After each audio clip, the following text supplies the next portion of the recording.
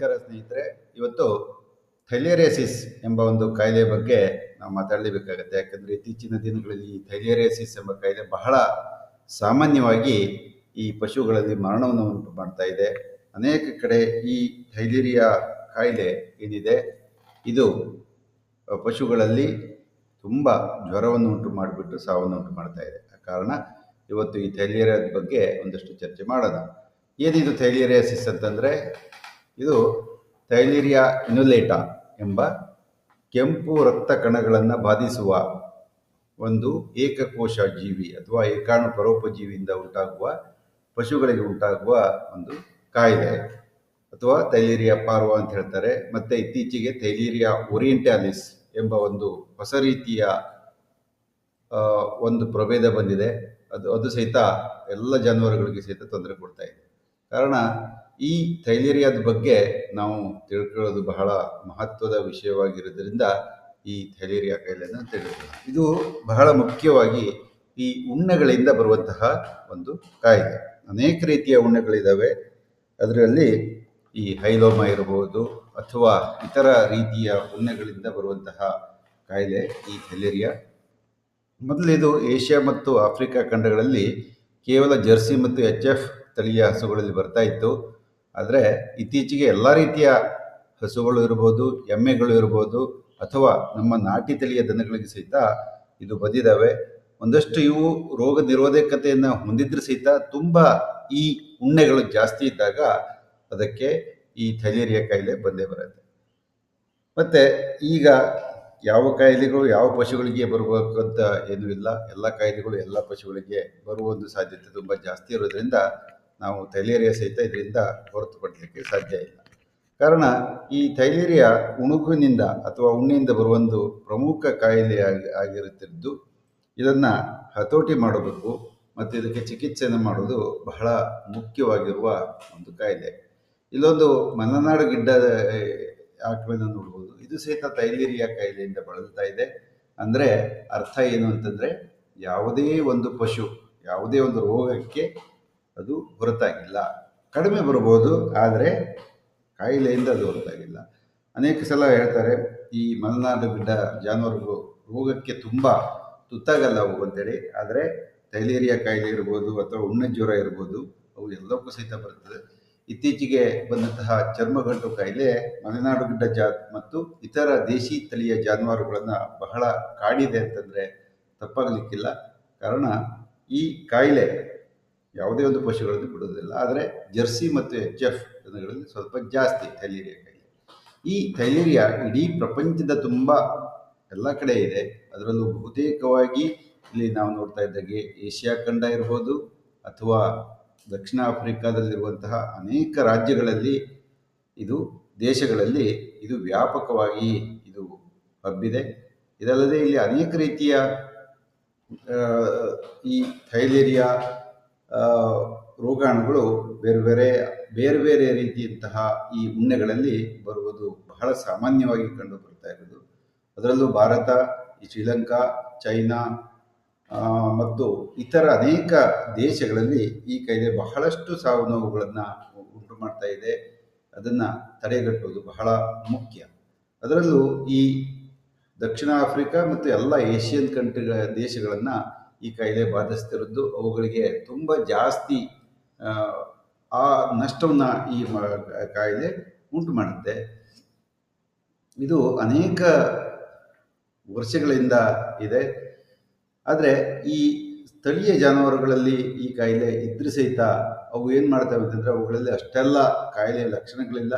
ಅವು ರೋಗದ ಆಗರವಾಗಿ ಅವು ಬಳಕೆಯಾಗಬಹುದು. ಯಾಕಂದರೆ ಈ ಉಣ್ಣೆಗಳು ಸ್ಥಳೀಯ ಜಾನುವಾರುಗಳನ್ನು ಕಚ್ಚಿ ನಂತರ ಈ ಜರ್ಸಿ ಅಥವಾ HF ಜಾನುವಾರುಗಳನ್ನು ಕಡಿಯುವ ಒಂದು ಸಾಧ್ಯತೆ ಅವುಗಳಿಗೆ ಸ್ವಲ್ಪ ಜಾಸ್ತಿ.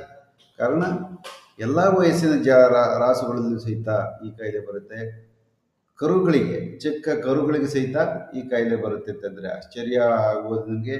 ಎಮ್ಮೆಗಳಿಗೂ ಸಹಿತ ಇದು ಬಹಳ ಸಾಮಾನ್ಯವಾಗಿ ಬರುವಂತಹ ಒಂದು ಕಾಯಿಲೆ. ಅಂದರೆ ಎಮ್ಮೆಗಳಿಗೆ ಸಾಮಾನ್ಯವಾಗಿ ಉಣ್ಣೆಗಳು ಕಡಿಮೆ ಕಡಿತವೆ ಅಂತ ಹೇಳ್ತಾರೆ. ಆದರೆ ಎಮ್ಮೆಗಳಲ್ಲೂ ಸಹಿತ ಅತ್ಯಂತ ಸಾಮಾನ್ಯವಾಗಿ ಇಲ್ಲೊಂದು ನಾವು ಅನೇಕ ಸಲ ರಕ್ತ ಪರೀಕ್ಷೆಯನ್ನು ಮಾಡಿದಾಗ ಥೈಲೇರಿಯಾ ಕಾಯಿಲೆಯನ್ನು ಹೊಂದಿದ್ದನ್ನು ನಾವು ನೋಡ್ಬೋದು. ಇಲ್ಲೊಂದು ಚಿತ್ರವನ್ನು ನೋಡಿದಾಗ ನಮ್ಗೆ ಏನು ಗೊತ್ತಾಗುತ್ತೆ ಅಂತಂದರೆ, ಇದು ಏಷ್ಯಾ ಭಾಗದಲ್ಲಿ ಈ ಕಾಯಿಲೆ ಎಲ್ಲ ಕಡೆ, ಏಷ್ಯಾ, ದಕ್ಷಿಣ ಆಫ್ರಿಕಾದಲ್ಲಿದೆ. ಉದಾಹರಣೆಗೆ ಈ ಆಸ್ಟ್ರೇಲಿಯಾದಲ್ಲಿ ಈ ಕಾಯಿಲೆ ಇಲ್ಲ, ಮತ್ತು ಉತ್ತರ ಮತ್ತು ದಕ್ಷಿಣ ಅಮೆರಿಕಾದಲ್ಲಿ ಈ ಕಾಯಿಲೆ ಇಲ್ಲ ಅಥವಾ ಅತ್ಯಂತ ವಿರಳ ಅಂತ ಹೇಳ್ಬೋದು. ಅದು ಅವರು ಆ ರೀತಿಯ ಒಂದು ವಿಧಾನಗಳನ್ನು ಬಳಸ್ತಾರೆ. ಅದು ಮತ್ತು ಇತ್ತೀಚೆಗೆ ಥೈಲೇರಿಯಾಸಿಸ್ ಏನಿದೆ ಅದು ಪ್ರಪಂಚದ ಅನೇಕ ಭಾಗಗಳಲ್ಲಿ ಹಬ್ಬಿದೆ ಅಂತ ಹೇಳ್ಬೋದು. ಮೊದಲೆಲ್ಲ ಈ ಇದು ಆಸ್ಟ್ರೇಲಿಯಾ ಖಂಡದಲ್ಲಿ ಇಲ್ಲ ಅಂತ ಹೇಳಲಾಗ್ತಿತ್ತು. ಆದರೆ ಇತ್ತೀಚೆಗೆ ಈ ಕಾಯಿಲೆ ಭಾರತವನ್ನು ನೋಡಿದಾಗ ಇಡೀ ಭಾರತದಲ್ಲಿ ಇರುವಂತಹ ಅನೇಕ ಜಾನುವಾರುಗಳನ್ನು ಬಾಧಿಸುತ್ತೆ. ಮೇಲುಗಡೆ ಇರುವಂತಹ ರಷ್ಯಾ ಇರ್ಬೋದು ಅಥವಾ ಏಷ್ಯಾ ಖಂಡದಲ್ಲಿರುವಂತಹ ಅನೇಕ ದೇಶಗಳನ್ನು ಈ ಕಾಯಿಲೆ ಬಾಧಿಸುತ್ತೆ. ಅದಲ್ಲದೆ ದಕ್ಷಿಣ ಮತ್ತು ಉತ್ತರ ಅಮೆರಿಕದಲ್ಲಿರುವಂತಹ ವಿವಿಧ ದೇಶಗಳಲ್ಲಿರುವಂತಹ ಜಾನುವಾರುಗಳನ್ನು ಸಹಿತ ಈ ಕಾಯಿಲೆ ಬಾಧಿಸುತ್ತೆ ಅಂತಂದರೆ ಈಗ ಅದೆಷ್ಟು ಗುರುತರವಾಗಿದೆ ಅಂತ ನೀವು ಊಹಿಸಬಹುದು. ಈ ಕಾಯಿಲೆ ಬಹಳ ಮುಖ್ಯವಾಗಿ ಇಲ್ಲಿ ನೋಡ್ಬೋದು ನೀವು, ಉಣ್ಣೆಯಿಂದ ಹರಡುವ ಕಾಯಿಲೆ. ಹಾಗಿದ್ದರೆ ಯಾವ್ಯಾವ ರೋಗಕಾರಕ ಜೀವಿಗಳಿರ್ತವೆ ಅಂದರೆ, ಮೊದಲನೇದು ಥೈಲೇರಿಯಾ ಇನ್ಯುಲೇಟಾ ಹೇಳುವ ಒಂದು ಜೀವಿ ಇರುತ್ತೆ. ಥೈಲೇರಿಯಾ ಇನ್ಯುಲೇಟಾ ಹೇಳುವ ಏಕಕೋಶ ಜೀವಿ ಇದರಲ್ಲಿರುತ್ತೆ. ಅದಾದಮೇಲೆ ಥೈಲೇರಿಯಾ ಪಾರ್ವಾ ಇರ್ಬೋದು. ಮತ್ತು ಇತ್ತೀಚೆಗೆ ಬಹಳ ಮುಖ್ಯವಾಗಿ ನಾವು ನೋಡಬೇಕಾಗಿರೋದು ಈ ಥೈಲೇರಿಯಾ ಓರಿಯೆಂಟಾಲಿಸ್. ಈ ಥೈಲೇರಿಯಾ ಓರಿಯೆಂಟಾಲಿಸ್ ಇದರ ಕಾಯಿಲೆ ಬಹಳ ಮುಖ್ಯವಾಗಿ ಬರ್ತಾ ಇದೆ. ಕಾರಣ ಇದು ಜಾಸ್ತಿಯಾಗಿ ಹಸುಗಳನ್ನು ಬಾಧಿಸುತ್ತೆ, ಥೈಲೇರಿಯಾ ಓರಿಯೆಂಟಾಲಿಸ್. ಮತ್ತು ರಕ್ತಸಾರದ ಪರೀಕ್ಷೆಯಲ್ಲಿ ಥೈಲೇರಿಯಾ ಮ್ಯೂಟನ್ಸ್ ಸಹ ಸೋಂಕು ಹರಡಬಹುದೆಂದು ಊಹಿಸಲಾಗಿದೆ. ಆದರೆ ಇತ್ತೀಚೆಗೆ ನಾವು ನೋಡಿದಾಗ ಈ ಕರ್ನಾಟಕದ ವಿವಿಧ ಭಾಗಗಳಲ್ಲಿ ಹೊಸದಾಗಿ ಬಂದಿರುವಂತಹ ಕಾಯಿಲೆ ಅಂತಂದರೆ ಈ ಥೈಲೇರಿಯಾ ಓರಿಯೆಂಟಾಲಿಸ್. ಇದರ ಬಗ್ಗೆ ಸ್ವಲ್ಪ ಲಕ್ಷ್ಯ ಇರಲಿ, ಎಲ್ಲ ಪಶುವೈದ್ಯರಿಗೂ ಅಷ್ಟೇ, ಮತ್ತು ಬೇರೆ ಇತರ ಜನರು ಅಥವಾ ರೈತರು ಈ ಹೊಸ ರೀತಿಯ ಥೈಲೇರಿಯಾ ಓರಿಯೆಂಟಾಲಿಸ್ ಬಂದಿರೋದನ್ನು ಸ್ವಲ್ಪ ಗಮನಿಸಬೇಕಾಗುತ್ತೆ. ರಕ್ತಸಾರದ ಪರೀಕ್ಷೆಯಲ್ಲಿ ಥೈಲೇರಿಯಾ ಮ್ಯೂಟನ್ಸ್ ಅದು ಬರುತ್ತೆ. ಉಣ್ಣೆಗಳ ಸಂಖ್ಯೆ ಹೆಚ್ಚಾಗುವ ಕಾಲದಲ್ಲಿ ರೋಗಕ್ಕೆ ಬಲಿಯಾಗುವ ರಾಸುಗಳ ಸಂಖ್ಯೆ ಹೆಚ್ಚಿದೆ. ಈಗಷ್ಟೇ ಈ ಮಳೆಗಾಲ ಮುಗಿದು ಚಳಿಗಾಲ ಪ್ರಾರಂಭ ಆದಮೇಲೆ ಉಣ್ಣೆಗಳ ಸಂಖ್ಯೆ ತುಂಬ ಜಾಸ್ತಿ ಆಗುತ್ತೆ. ಅದರಲ್ಲೂ ಹೈಲೋಮಾ ಎಂಬ ಜಾತಿಯ, ಇಲ್ಲೊಂದು ನಾವು ಚಿತ್ರವನ್ನು ತೋರಿಸಿದ್ದೀವಿ, ಇದು ಹೈಲೋಮಾ ಜಾತಿಗೆ ಸೇರಿದಂತಹ ಒಂದು ಉಣ್ಣೆ. ಈ ಉಣ್ಣೆಯಲ್ಲಿ ತುಂಬ ಜಾಸ್ತಿಯಾಗಿ ಇರುವಂತಹ ಈ ಬರುತ್ತೆ ಇದರಿಂದ. ಹಾಗೆ ಹೇಳ್ಬಿಟ್ಟು ಉಳಿದ ಉಣ್ಣೆಗಳಲ್ಲಿ ಬರಲ್ಲ ಅಂತಿಲ್ಲ, ಎಲ್ಲ ಉಣ್ಣೆಗಳು ಬಹುತೇಕವಾಗಿ ಥೈಲೇರಿಯಾವನ್ನು ಹರಡುವಂಥ ಈ ಕಾಯಿಲೆಯನ್ನು ಇದು ಉಂಟು ಮಾಡುತ್ತದೆ. ಇದನ್ನು ಟ್ರಾನ್ಸ್ಟೇಡಿಯಲ್ ಅಥವಾ ಉಣ್ಣೆಗಳ ಜೀವನ ಚಕ್ರದಲ್ಲಿ ಸೋಂಕು ಹಂತದಿಂದ ಬೇರೆ ಬೇರೆ ಹಂತಕ್ಕೆ ಇದೆಲ್ಲ ವರ್ಗಾವಣೆ ಆಗುತ್ತೆ. ಆ ಕಾರಣ ಇದನ್ನು ಟ್ರಾನ್ಸ್ಟೇಡಿಯಲ್ ಅಥವಾ ಟ್ರಾನ್ಸ್ಮಿಷನ್ ಅಂತ ಕರೀತಾರೆ. ಅಂದರೆ ಒಂದು ಹಂತದಿಂದ ಮತ್ತೊಂದು ಹಂತಕ್ಕೆ ಇದು ವರ್ಗಾವಣೆ ಆಗುತ್ತೆ. ಉಣ್ಣೆದಲ್ಲಿ ನಿಮಗೆ ಗೊತ್ತಿದೆ, ಲಾರ್ವಾ, ಪ್ಯೂಪ ಮತ್ತು ವಯಸ್ಕ ಉಣ್ಣೆಗಳು ಏನಿರ್ತವೆ ಅವು ಸಹಿತ ಎಲ್ಲವೂ ಸಹಿತ ಈ ಕಾಯಿಲೆಯನ್ನು ಹರಡುವಲ್ಲಿ ಬಹಳ ಮುಖ್ಯವಾದ ಒಂದು ಪಾತ್ರವನ್ನು ವಹಿಸ್ತವೆ. ಅದರಲ್ಲೂ ಈ ಲಾರ್ವಾ ಅಥವಾ ಮರಿಹುಳು ರಕ್ತವನ್ನು ತುಂಬ ಜಾಸ್ತಿ ಹೀರಿದಾಗ, ಅದಕ್ಕೆ ತುಂಬ ಜಾಸ್ತಿ ರಕ್ತ ಬೇಕಾಗುತ್ತೆ. ಮುಂದಿನ ನಿಂಫ್ ಹಂತ, ಲಾರ್ವಾ ಅಥವಾ ನಿಂಫ್ ಹಂತದಲ್ಲಿ ಮತ್ತೊಂದು ಪ್ರಾಣಿಯಲ್ಲಿ ರಕ್ತ ಹೀರುವಾಗ ಸೋಂಕನ್ನು ಅದರಿಂದ ಅದಕ್ಕೆ ವರ್ಗಾಯಿಸುತ್ತೆ. ಇದೇ ರೀತಿ ಅಪ್ಸರಕೀಟ ಅಥವಾ ನಿಂಫ್ ಹಂತದಿಂದ ಪೂರ್ಣ ವಿಕಸಿತ ಉಣ್ಣೆಯ ಹಂತಕ್ಕೆ ಸಹ ಈ ರೋಗ ವರ್ಗಾವಣೆ ಆಗುತ್ತೆ. ಉಣ್ಣೆಗಳು ಬಂದು ಜಾನುವಾರನ್ನು ಕಚ್ಚಿದಾಗ ಅದಕ್ಕೆ ಅದರ ಜೊಲ್ಲಿನ ಗ್ರಂಥಿಯಿಂದ ಈ ರೀತಿಯ ರೋಗಾಣುಗಳು, ಥೈಲೇರಿಯಾ ಇನ್ಯುಲೇಟಾ, ಥೈಲೇರಿಯಾ ಪಾರ್ವಾ ಅಥವಾ ಥೈಲೇರಿಯಾ ಓರಿಯೆಂಟಾಲಿಸ್ ಇತ್ಯಾದಿಗಳು ಜಾನುವಾರುಗಳಿಗೆ ಹರಡ್ತವೆ. ಈ ಥೈಲೇರಿಯಾಸಿಸ್ ಕೇವಲ ಪಶುಗಳ ಕಾಯಿಲೆ ಅಲ್ಲದೆ ನಾಯಿಗಳಿಗೆ ಬರುತ್ತೆ, ಬೆಕ್ಕುಗಳಿಗೆ ಮತ್ತು ಕುದುರೆ ಎಲ್ಲ ಪ್ರಾಣಿಗಳಿಗೆ ಸಹಿತ ಈ ಥೈಲೇರಿಯಾಸಿಸ್ ಬಂದೇ ಬರುತ್ತೆ. ಆದರೆ ಪ್ರಾಣಿಗಳ ಥೈಲೇರಿಯಾಸಿಸ್ ಮನುಷ್ಯನಿಗೆ ಬರದೇ ಇರೋದು ಒಂದು ಒಳ್ಳೆಯ ಬೆಳವಣಿಗೆ ಅಂತ ನಾವು ಇದರಲ್ಲಿ ಹೇಳ್ಬೋದು. ಯಾಕಂದರೆ ಇಲ್ಲಿ ಹೋದರೆ ಸ್ವಲ್ಪ ಸಮಸ್ಯೆ ಜಾಸ್ತಿನೇ ಆಗ್ತಿತ್ತು. ಕಾರಣ ಇದು ಮನುಷ್ಯರಿಗೆ ಬರುವ ಕಾಯಿಲೆ ಅಲ್ಲ, ಪ್ರಾಣಿಗಳಿಂದ ಮನುಷ್ಯರಿಗೆ ಬರುವ ಕಾಯಿಲೆ ಅಲ್ಲ. ಕಾರಣ ಮತ್ತು ಕೆಲವೊಮ್ಮೆ ನಾವೇನು ಮಾಡ್ತೀವಿ, ರಕ್ತವನ್ನು ವರ್ಗಾವಣೆ ಮಾಡುವ ಒಂದು ಸಂದರ್ಭ ಇರುತ್ತೆ. ಆಗ ಸಹಿತ ಏನು ಮಾ ಆಗ ಸಹಿತ ಈ ಕಾಯಿಲೆ ಹರಡುವ ಸಾಧ್ಯತೆ ಸ್ವಲ್ಪ ಜಾಸ್ತಿನೇ ಅಂತ ಹೇಳ್ಬೋದು. ಮತ್ತು ಈ ಥೈಲೇರಿಯಾವನ್ನು ತಿಳಿದುಕೊಳ್ಳುವ ಮೊದಲು ಈ ಉಣ್ಣೆಯ ಜೀವನ ಚಕ್ರ ಹೇಗಿದೆ ಅಂತ ನಾವು ಒಂದು ಅಧ್ಯಯನವನ್ನು ಮಾಡಬೇಕಾಗತ್ತೆ. ಮೊದಲು ಒಂದು ದೊಡ್ಡ ಉಣ್ಣೆ ತತ್ತಿಯನ್ನು ಇಡುತ್ತೆ. ಹಿಂಗೆ ಆ ತತ್ತಿಗಳು ಎಷ್ಟಿರ್ತವೆ ಅಂತಂದರೆ 1 ಮಿಲಿಮೀಟ್ರ್ಗಿಂತ ಕಡಿಮೆ. 1 ಮಿಲಿಮೀಟ್ರ್ಗಿಂತ ತುಂಬ ಕಡಿಮೆ ಅಂದರೆ ಕಣ್ಣಿಗೆ ಕಾಣಿಸದಷ್ಟು ಚಿಕ್ಕದಾಗಿರ್ತವೆ. ನಂತರ ಏನಾಗ್ತದೆ ಅಂತಂದರೆ ಈ ತತ್ತಿ ಲಾರ್ವಾ ಆಗಿ ಪರಿವರ್ತನೆಗೊಳ್ಳುತ್ತೆ. ನೋಡಿ, ಇದು ಸ್ವಲ್ಪ ಇದಕ್ಕೆ 6 ಕಾಲಿರುತ್ತೆ. 1 2 3 6 ಕಾಲಿರುತ್ತೆ. ಇದಾದಮೇಲೆ ಈ ಲಾರ್ವಾ ಇದು ನಿಂಫ್ ಆಗಿ ಪರಿವರ್ತನೆ ಆಗುತ್ತೆ. ಲಾರ್ವಾ ನಿಂಫ್ ಆಗಿ ಪರಿವರ್ತನೆ ಆಗುತ್ತೆ. ಇದು ಸ್ವಲ್ಪ ದೊಡ್ಡದು, 1 ರಿಂದ 5 ಮಿಲಿಮೀಟರ್ವರೆಗೆ ಇರ್ಬೋದು. ಅಂದರೆ ಕೆಲವೊಂದು ಪ್ರಭೇದಗಳಲ್ಲಿ ಇದು ಜಾಸ್ತಿ ಕಡಿಮೆ ಇದನ್ನು ಗಾತ್ರವನ್ನು ಹೊಂದ್ಬೋದು. ಇದಾದಮೇಲೆ ಇದರಲ್ಲಿ ಮತ್ತೊಂದು ಅಂದರೆ ವಯಸ್ಕ ಉಣ್ಣೆ ಏನಿದೆ ಇದಕ್ಕೆ 8 ಕಾಲುಗಳಿರ್ತವೆ. ಎಡಕ್ಕೆ 4 ಕಾಲು ಮತ್ತು ಬಲಕ್ಕೆ 4 ಕಾಲು. ಇದು ಸುಮಾರು 1 ರಿಂದ 2 ಸೆಂಟಿಮೀಟರ್ ಉದ್ದ ಇರುತ್ತೆ. ಮತ್ತು ಸಾಮಾನ್ಯವಾಗಿ ಒಂದು ವಯಸ್ಕ ಹೆಣ್ಣು ಉಣ್ಣೆ ಒಂದು ಜೀವನಾವಧಿಯಲ್ಲಿ ಸುಮಾರು 4000 ತತ್ತಿಗಳನ್ನು ಇಡುತ್ತೆ.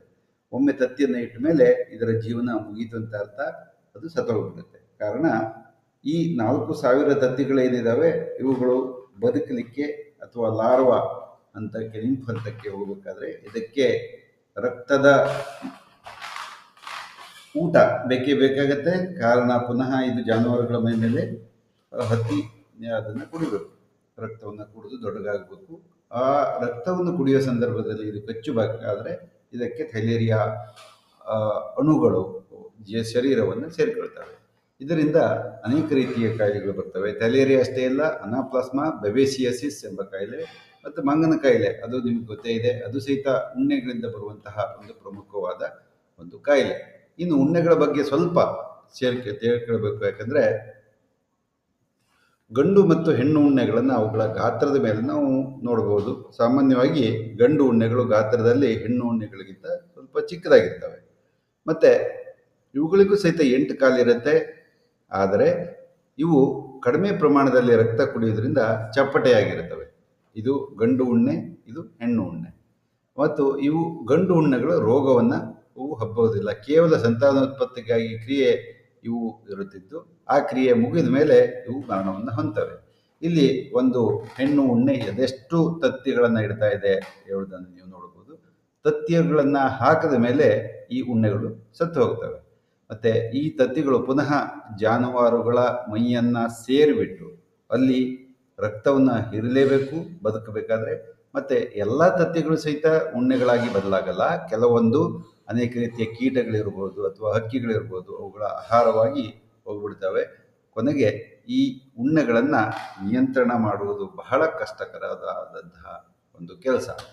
ಮತ್ತು ತತ್ತಿ ಹಾಕಿದ ಮೇಲೆ ಈ ಹೆಣ್ಣು ಉಣ್ಣೆ ಅದು ಸತ್ತೋಗ್ಬಿಡುತ್ತೆ. ಗುಡ್ಡಗಟ್ಟಲೆ ತತ್ತಿ ಹಾಕಿದ ಮೇಲೆ ಈ ಹೆಣ್ಣು ಉಣ್ಣೆ ಅದರ ಜೀವನ ಅಂತ್ಯ ಆಗುತ್ತೆ. ಸುಮಾರು 4000 ತತ್ತಿಗಳನ್ನು ಹಾಕ್ಬೋದು. ಒಂದು ಒಳ್ಳೆಯ ಚೆನ್ನಾಗಿ ರಕ್ತವನ್ನು ಕುಡಿದ 1 ml 1 ರಿಂದ 1.5 ml ಒಂದು ದಿನಕ್ಕೆ ಈ ಕುಡಿದಂತಹ ಈ ಉಣ್ಣೆ ಅದು ಮರಿಗಳನ್ನು ತತ್ತಿಗಳನ್ನು ಹಾಕಿದ ಮೇಲೆ ಅದು ಸತ್ತೋಗ್ಬಿಡುತ್ತೆ.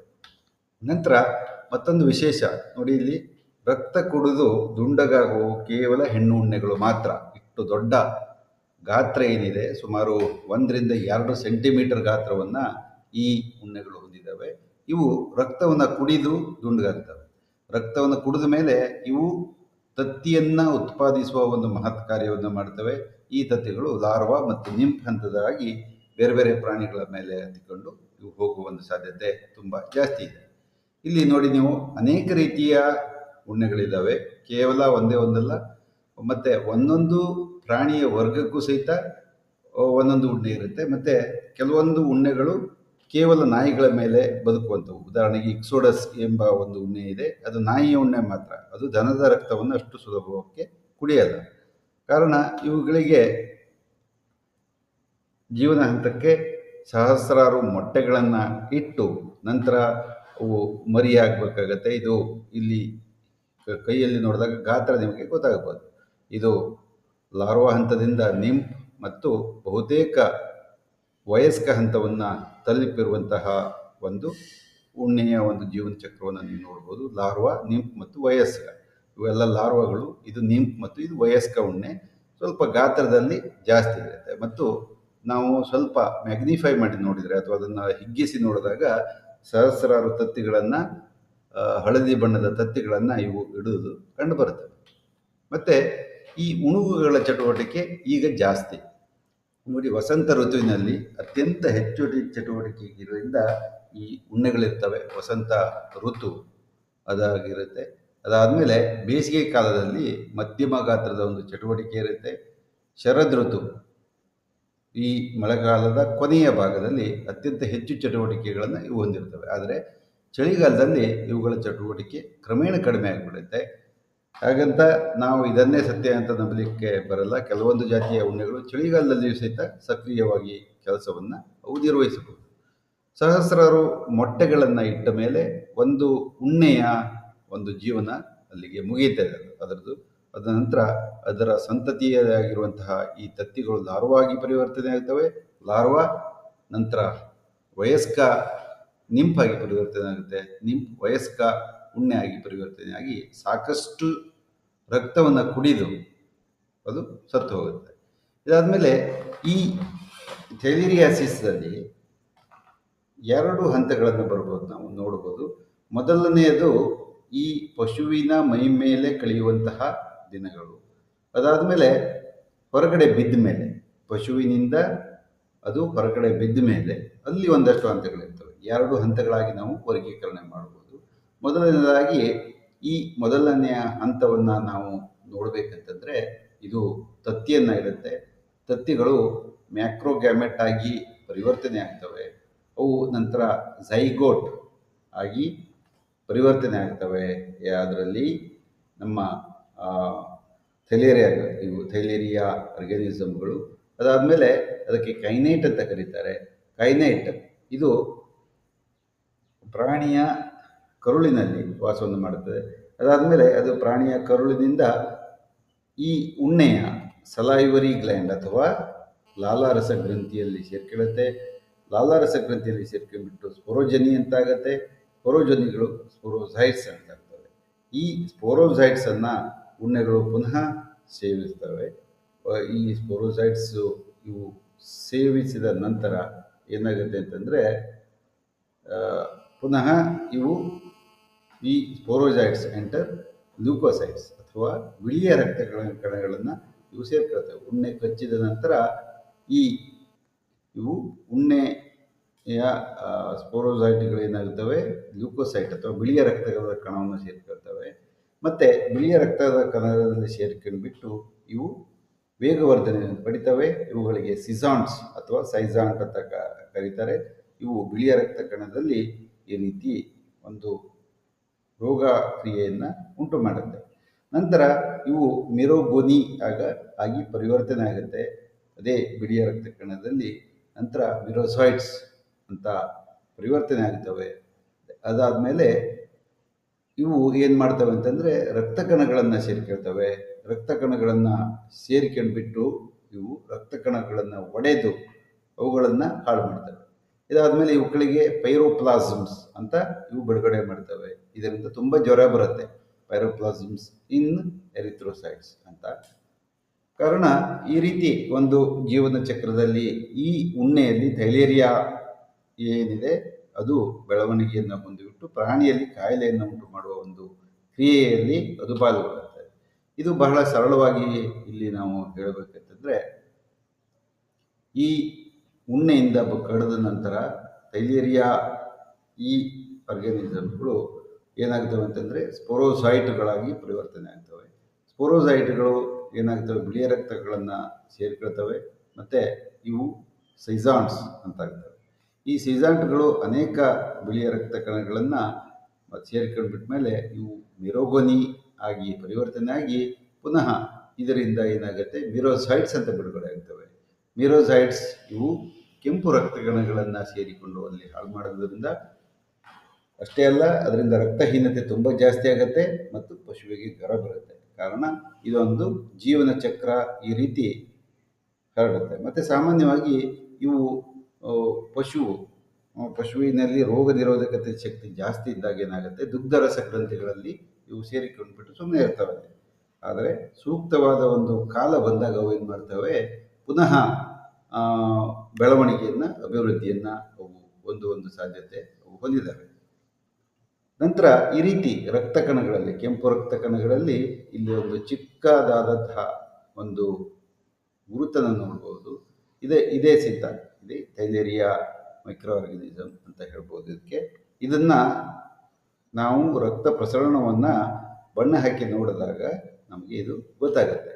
ಇದಲ್ಲದೆ ಈ ರೀತಿ ಒಂದೊಂದು ಜೀವಕೋಶದಲ್ಲಿ ಅನೇಕ ಥೈಲೇರಿಯಾ ಪೈರೋಪ್ಲಾಸಮ್ಗಳು ಇರ್ತವೆ ಮತ್ತು ಈ ಕೆಂಪು ರಕ್ತ ಕಣಗಳಲ್ಲಿರುವಂತಹ ಪೈರೋಪ್ಲಾಸ್ಮ್ಗಳು ಏನು ಮಾಡ್ತವೆ, ಕೆಂಪು ರಕ್ತ ಕಣಗಳನ್ನು ನಾಶ ಮಾಡ್ತವೆ. ಅದಲ್ಲದೆ ಕೆಂಪು ರಕ್ತ ಕಣ ನಾಶ ಆಗೋದು ಏನಾಗುತ್ತೆ, ರಕ್ತಹೀನತೆ ತುಂಬ ಜಾಸ್ತಿ ಆಗುತ್ತೆ. ಇದಲ್ಲದೆ ಇವು ಈ ಬಿಳಿಯ ರಕ್ತ ಕಣದಲ್ಲಿರುವಂತಹ ಲಿಂಫೋಸೈಟ್ಸ್ ಅಥವಾ ಲಿಂಫೋಸೈಟ್ಸನ್ನು ಸೇರಿಕೊಂಡ್ಬಿಟ್ಟು ಅವುಗಳಿಗೆ ಅಲ್ಲಿ ಬೆಳವಣಿಗೆಯನ್ನು ಅಭಿವೃದ್ಧಿಯನ್ನು ಅವು ಹೊಂದ್ತವೆ. ಹಾಗೆಯೇ ಇವು ದುಗ್ಧರಸ ಗ್ರಂಥಿಗಳಲ್ಲಿರುವಂತಹ ವಿವಿಧ ಜೀವಕೋಶಗಳನ್ನು ಸಹಿತ ಇವು ಸೇರಿಕೊಳ್ತವೆ. ಕೊನೆಗೆ ಯಾವಾಗ ಹಸು ಒತ್ತಡದಲ್ಲಿದೆಯೋ ಅಥವಾ ಅದಕ್ಕೆ ಆಹಾರದ ಸಾಂದ್ರತೆ ಕಡಿಮೆ ಸಿಕ್ಕಾಗ ಈ ಥೈಲೇರಿಯಾ ಎಂಬ ರೋಗ ಉಲ್ಬಣವಾಗುತ್ತೆ. ಹಾಗಿದ್ದರೆ ರೋಗ ಲಕ್ಷಣಗಳೇನು ಅಂತಂದರೆ, ಮೊದಲಿಗೆ ಅತ್ಯಂತ ಜಾಸ್ತಿ ಜ್ವರ ಬರೋದು ಈ ರೋಗದ ಮೊದಲ ಲಕ್ಷಣ. ಈ ದೇಹದಲ್ಲಿ ಇದು ಸೇರಿಕೊಂಡ ಮೇಲೆ ಸುಮಾರು 8ರಿಂದ 14 ದಿನಗಳಾಗ್ಬೋದು, ಅಥವಾ ಸರಾಸರಿ ಅದು ಸೇರಿಕೊಂಡ ನಂತರ 9 ದಿನಗಳ ಕಾಲದಲ್ಲಿ ಅದೇನು ಮಾಡುತ್ತೆ ಅಂತಂದರೆ ತುಂಬ ಜಾಸ್ತಿ ಜ್ವರವನ್ನು ಅದು ಉಂಟು ಮಾಡುತ್ತೆ. ಇದಕ್ಕೆ ಪ್ರೀ ಪೇಟೆಂಟ್ ಪೀರಿಯಡ್ ಅಂತ ಕರೀತಾರೆ. ಅಂದರೆ ಜ್ವರವನ್ನು ಉಂಟು ಮಾಡುವ ಮೊದಲಿನ ದಿನಗಳು ಅಂತ ಇವು ಕಾಣಿಸ್ಕೊಳ್ಬಿಡ್ತವೆ. ನಂತರ ಜ್ವರ ಎಲ್ಲ ಬಂದ ಮೇಲೆ ಏನಾಗುತ್ತೆ ಅಂತಂದರೆ, ಇದಕ್ಕೆ ಪಶುಗಳಿಗೆ ಕಾಮಾಲೆ ಬರ್ಬೋದು, ಕೆಲವೊಮ್ಮೆ ಅತಿ ಅಪರೂಪಕ್ಕೆ ರಕ್ತ ಮೂತ್ರವು ಸಹಿತ ಬರ್ಬೋದು. ಈ ರೀತಿ ರಕ್ತ ಕಣಗಳಲ್ಲಿ ಇವು ಸೇರಿಕೊಂಡಾಗ ನಾವು ಜೀವಕೋಶದ ಸೂಕ್ಷ್ಮಾಣುದರ್ಶಕದಲ್ಲಿ ಯಂತ್ರದಲ್ಲಿ ನೋಡಿದಾಗ ಈ ರೀತಿ ಜೀವಕೋಶದಲ್ಲಿ ಎರಿಥ್ರೋಸೈಟ್ಸಲ್ಲಿ ಸೇರಿಕೊಂಡಂತಹ ರಕ್ತ ಪರೋಪಜೀವಿಗಳನ್ನು ನಾವು ಇದರಲ್ಲಿ ಗಮನಿಸಬಹುದು. ಮತ್ತು ಜಾನುವಾರುಗಳಲ್ಲಿ ಸಾಮಾನ್ಯವಾಗಿ ಹೊರಗಡೆ ಕಟ್ಟಿದಾಗ ಅವುಗಳಿಗೆ ಈ ಉಣ್ಣೆಯ ಹತ್ತುವ ಸಾಧ್ಯತೆ ತುಂಬ ಜಾಸ್ತಿ. ಹಳ್ಳಿಗಳಲ್ಲಿ ಅನೇಕ ಜನ ಏನು ಮಾಡ್ತಾರೆ, ಹೊರಗಡೆ ಕಟ್ತಾರೆ. ಆಗ ಅವುಗಳಿಂದ ಅವು ಮಲಗಿದಾಗ ಅವುಗಳ ಶರೀರಕ್ಕೆ ಈ ಉಣ್ಣೆಗಳು ಹತ್ತಿಕೊಂಡ್ಬಿಟ್ಟು ಅವುಗಳಿಗೆ ಕಾಯಿಲೆಯನ್ನು ಅವು ಉಂಟು ಮಾಡ್ತವೆ. ಇದು ಸಹಿತ ಒಂದು ಮುಖ್ಯವಾದ ಒಂದು ಪ್ರಸರಣದ ಒಂದು ವಿಧಾನ. ಇದಲ್ಲದೆ ಅನೇಕ ಕೊಟ್ಟಿಗೆಗಳಲ್ಲಿ ಏನಾಗುತ್ತೆ, ಸಿಮೆಂಟ್ ಕೊಟ್ಟಿಗೆ ಇರಲ್ಲ, ಬಿರುಕಿರುತ್ತೆ. ಆ ಬಿರುಕುಗಳಲ್ಲಿ ಸೇರಿಕೊಂಡಂತಹ ಈ ಲಾರ್ವಾ ಅಥವಾ ತತ್ತಿಗಳು ಅಥವಾ ಪ್ಯೂಪಗಳು ಅವು ಸಮಯ ಕಾಯ್ತಾ ಇದ್ದುಬಿಟ್ಟು ನಂತರ ರಾತ್ರಿ ಯಾವಾಗ ಸಿಗತ್ತೆ ಆವಾಗ ಪಶುಗಳನ್ನು ಕೊಟ್ಟಿಗೆಯಲ್ಲಿ ಕಟ್ಟಿದಾಗ ಬಂದು ಸೇರಿಬಿಟ್ಟು ಪಶುಗಳ ರಕ್ತವನ್ನು ಕುಡಿಲಿಕ್ಕೆ ಪ್ರಾರಂಭ ಮಾಡ್ತವೆ. ಹಾಗಿದ್ರೆ ಪ್ರಾರಂಭಿಕ ಹಂತದಲ್ಲಿ ಏನಾಗುತ್ತೆ ಅಂತಂದರೆ, ಇಲ್ಲಿ ಕೆಲವು ದುಗ್ಧರಸ ಗ್ರಂಥಿಗಳಿರ್ತವೆ, ಪ್ರೀಸ್ಕ್ಯಾಪ್ಯುಲರ್ ಲಿಂಫ್ ನೋಡ್ಸ್ ಅಂತ ಕರಿತೀವಿ ನಾವು, ಅಥವಾ ಪ್ರೀಫೆಮರಲ್ ಲಿಂಫ್ ನೋಡ್ಸ್ ಅಂತ ಇಲ್ಲಿರೋವು. ಅವು ತುಂಬ ಜಾಸ್ತಿ ಊದ್ಕೇಳ್ತವೆ. ಮತ್ತು ಹೆಚ್ಚಿನ ಜ್ವರ ಬರುತ್ತೆ. ತುಂಬ ಜಾಸ್ತಿ ಜ್ವರ ಅಂತಂದರೆ 105ರಿಂದ ಹಿಡಿದು 107 ಡಿಗ್ರಿ ಫ್ಯಾರನ್ಹೈಟ್ ಇದು ಜ್ವರ ಬರುತ್ತೆ. ಮತ್ತು ರಕ್ತದ ಕಣಗಳ ಸಂಖ್ಯೆ ಕಡಿಮೆ ಆಗಿರೋದ್ರಿಂದ ಏನಾಗುತ್ತೆ ಅಂತಂದರೆ, ನಾಡಿ ಬಡಿತದ ಹೆಚ್ಚಳ ಜಾಸ್ತಿ ಆಗ್ಬೋದು, ಹೃದಯದ ಬಡಿತ ಜಾಸ್ತಿ ಆಗ್ಬೋದು, ಕೆಲವೊಮ್ಮೆ ಚಡಪಡಿಕೆ ಉಂಟಾಗುತ್ತೆ. ಕಣ್ಣಿನಲ್ಲಿ ನಿರಂತರವಾಗಿ ನೀರು ಸೋರ್ಬೋದು, ಮೂಗಿನಲ್ಲಿ ಸ್ರಾವ, ಆಗಾಗ ಕೆಮ್ಮು. ಯಾಕಂದರೆ ಶ್ವಾಸಕೋಶದಲ್ಲಿ ಸ್ವಲ್ಪ ನೀರು ತುಂಬಿಕೊಳ್ಳೋದ್ರಿಂದ ಈ ಕೆಮ್ಮು ಉಂಟಾಗ್ಬೋದು. ಇದಲ್ಲದೆ ಆಹಾರದ ಸೇವನೆಯಲ್ಲಿ ಬಹಳ ಗಣನೀಯವಾಗಿ ಕಡಿತ ಉಂಟಾಗುತ್ತೆ. ಯಾಕಂದರೆ ಜ್ವರ ತುಂಬ ಜಾಸ್ತಿ ಆದಾಗ ಶರೀರದಲ್ಲಿರುವ ವಿವಿಧ ಕಿಣ್ವಗಳು ನಾಶವಾಗೋದ್ರಿಂದ ಕೂಡಲೇ ಪಶು ಆಹಾರವನ್ನು ತಿನ್ನೋದನ್ನು ನಿಲ್ಲಿಸುತ್ತೆ. ಇದೊಂಥರ ಜ್ವರ ಕ್ರಮೇಣ ಕಡಿಮೆ ಆಗಿಬಿಡ್ಬೋದು, ತನ್ನಷ್ಟಕ್ಕೆ ತಾನೇ ಕಡಿಮೆ ಆಗ್ಬೋದು. ಮತ್ತು ರಕ್ತಹೀನತೆ ಮುಂದುವರಿಯುತ್ತೆ. ತುಂಬ ಜಾಸ್ತಿ ರಕ್ತಹೀನತೆ. ಸಾಮಾನ್ಯವಾಗಿ ಒಂದು ಪಶುವಿನಲ್ಲಿ 10ರಿಂದ ಹಿಡಿದು 13 gram per decilitre, 100 mlಗೆ 13 gram haemoglobin ಇರಬೇಕು. ಇದು ಕಡಿಮೆ ಆಗಿಬಿಟ್ಟು 6ಕ್ಕಿಂತ ಕಡಿಮೆ ಆಗಿಬಿಡುತ್ತೆ. 4 ಅಥವಾ 4ಕ್ಕಿಂತ ಕಡಿಮೆ ಬಂದರೆ ಪಶು ಉಳಿಯುವ ಸಾಧ್ಯತೆ ಬಹಳ ಕಡಿಮೆ. ಅದಕ್ಕೆ ನಾವು ರಕ್ತ ವರ್ಗಾವಣೆ ತಂತ್ರಜ್ಞಾನವನ್ನು ಬಳಸಬೇಕಾಗುತ್ತೆ. ಇದಲ್ಲದೆ ಈ ನಿರಂತರವಾದ ಒಂದು ರಕ್ತಹೀನತೆಯಿಂದ ಏನಾಗುತ್ತೆ, ಕಾಮಾಲೆಯ ಲಕ್ಷಣಗಳು ಕಂಡುಬರ್ತವೆ. ಪಶು ಯಾವಾಗಲೂ ಮಲಗಿಯೇ ನಿಶ್ಶಕ್ತಿಯಿಂದ ಜಾಸ್ತಿ ಇರೋದ್ರಿಂದ ಅದು ಎದ್ದು ನಿಂತು ಓಡಾಡಲಿಕ್ಕಾಗಲ್ಲ. ಅದಕ್ಕೆ ಕ್ರಮೇಣ ಅದು ಈ ರೀತಿ ಕೆಚಕ್ಟಿಕ್ ಅಂತ ಹೇಳ್ತೀವಿ ನಾವು, ಅದು ಎಲುಬು ಮತ್ತು ಹಂದರಗಳನ್ನು ಮಾತ್ರ ಹೊಂದಿಬಿಟ್ಟು ಕೊನೆಗೆ ಮರಣವನ್ನು ಅಪ್ಪುತ್ತೆ. ಇದರಲ್ಲಿ ಬಹಳ ಸಾಮಾನ್ಯವಾಗಿ ಕಂಡುಬರುವ ಮತ್ತೊಂದು ಲಕ್ಷಣ ಅಂತಂದರೆ, ಬಹುತೇಕ ಥೈಲೇರಿಯಾ ಪೀಡಿತ ಜಾನುವಾರುಗಳಲ್ಲಿ ಹೊಟ್ಟೆಯ ಹುಣ್ಣಾಗುತ್ತೆ. ಹೊಟ್ಟೆಯಲ್ಲಿ ಅಲ್ಸರ್ ಆಗುವಂತಹ ಒಂದು ಸಾಧ್ಯತೆ ಬಹಳ ಜಾಸ್ತಿ. ಕಾರಣ ಇದಕ್ಕೆ ಯಾವುದೇ ಒಂದು ನೋವು ನಿವಾರಕವನ್ನು ನೀವು ಸ್ವತಃ ಅಂಗಡಿಯಿಂದ ತೆಗೆದುಕೊಂಡು ಬಂದು ಹಾಕಬಾರ್ದು. ಜ್ವರ ಇದೆ ಅಂತ ಹೇಳಿಬಿಟ್ಟು ನೋವು ನಿವಾರಕಗಳನ್ನು ಹಾಕಬಾರ್ದು. ತಜ್ಞ ಪಶುವೈದ್ಯರ ಹತ್ರ ಕೇಳಿ ಯಾವ ನೋವು ನಿವಾರಕದಿಂದ ಹೊಟ್ಟೆಯ ಹುಣ್ಣುಗಳು ಜಾಸ್ತಿ ಆಗುವುದಿಲ್ಲವೋ ಅದನ್ನು ಮಾತ್ರ ಹಾಕಬೇಕಾಗುತ್ತೆ. ಈ ರೀತಿ ಪಶುಗಳು ಏನಾಗುತ್ತವೆ ಅಂತಂದರೆ, ದೂರದಿಂದ ನೋಡಬೇಕಾದ್ರೆ ನಮಗೇನಾಗುತ್ತೆ, ಈ ಗ್ರಂಥಿಗಳು ಇವೆಲ್ಲ ಊದಿಕೊಂಡಿರೋದು ನಮಗೆ ಇಲ್ಲಿ ಕಂಡು ಬರ್ಬೋದು. ನಂತರ ಕೆಲವೊಮ್ಮೆ ಏನಾಗುತ್ತೆ, ಈ ಗ್ರಂಥಿಗಳು ಇಲ್ಲಿರುವಂತಹ ದುಗ್ಧರಸ ಗ್ರಂಥಿಗಳು ಕೇಳ್ತವೆ. ಮೂಗಿನಲ್ಲಿ ಸಿಂಬಳ ಸುರು ಬರುವುದಿರ್ಬೋದು, ಕಣ್ಣಿನಲ್ಲಿ ನೀರು ಬರುತ್ತಾ ಇರ್ಬೋದು. ಇವೆಲ್ಲವೂ ಸಹಿತ ನಮಗೆ ಗೋಚರ ಆಗ್ತವೆ. ಯಾವುದೇ ಒಂದು ಸುಲಭವಾಗಿ ಪಶು ಮೈಯನ್ನು ಧರಿಸೋದಿಲ್ಲ. ಅದಕ್ಕೆ ಹಾಲಿನ ಇಳುವರಿಯೂ ಸಹಿತ ಗಣನೀಯವಾಗಿ ಕಡಿಮೆ ಆಗಿಬಿಡುತ್ತೆ. ಕಾರಣ ಇದಕ್ಕೆ ಬೇಗ ಚಿಕಿತ್ಸೆಯನ್ನು ಮಾಡಬೇಕಾಗುತ್ತೆ. ಮತ್ತು ಕೆಲವೊಮ್ಮೆ ಹಿಂಗಾಲಲ್ಲಿ ಇಲ್ಲಿ ಬಲ ಕಡಿಮೆ ಆಗಿಬಿಡುತ್ತೆ. ಬಲ ಕಡಿಮೆ ಆಗುತ್ತಾ ಎಡ ಮತ್ತು ಬಲ ಕಾಲಿನಲ್ಲಿ ಆಗಾಗ ಭಾರವನ್ನು ಎತ್ತಿ ಹಾಕ್ತಾ ಅದು ಸಹಿತ ಇರಬಹುದು. ಮತ್ತು ಈ ಚರ್ಮ ಒಣಗಿಬಿಡುತ್ತೆ. ಚರ್ಮ ಸುಕ್ಕಾಗಿ ಬಿಡುವಂತಹ ಅನೇಕ ಸಲ ನಾವು ಥೈಲೇರಿಯಾಸಿಸ್ ಕಾಯಿಲೆಗಳಲ್ಲಿ ನೋಡ್ಬೋದು. ಚರ್ಮ ಉದುರೋಗ್ಬೋದು, ಚರ್ಮದ ಕಾಯಿಲೆ ಬರ್ಬೋದು, ಅಥವಾ ಅತ್ಯಂತ ಜಾಸ್ತಿ ಪ್ರಮಾಣದ ರಕ್ತಹೀನತೆ ಸಹಿತ ನಮಗೆ ಈ ಥೈಲೇರಿಯಾ ಕಾಯಿಲೆಗಳಲ್ಲಿ ಕಂಡುಬರ್ಬೋದು. ಹಾಗಿದ್ರೆ ಎಮ್ಮೆಗಳಿಗೆ ಈ ಕಾಯಿಲೆ ಬರುತ್ತಾ ಅಂತಂದರೆ ಖಂಡಿತ ಬರುತ್ತೆ. ಎಮ್ಮೆಗಳಿಗೆ ಸಹಿತ ಈ ಕಾಯಿಲೆ ಬರಲ್ಲ ಅಂತಲ್ಲ. ಆದರೆ ಈ ಮಿಶ್ರತಳಿಯ ಜಾನುವಾರುಗಳಿಗೆ ಹೋಲಿಸಿದಾಗ ಎಮ್ಮೆಗಳಲ್ಲಿ ಒಂದಿಷ್ಟು ಕಡಿಮೆ. ಈ ಅನೇಕ ಎಮ್ಮೆಗಳಲ್ಲಿ ಸಹಿತ ನಾವು ಈ ಕಾಯಿಲೆಗಳನ್ನು ನೋಡಿದ್ದೀವಿ.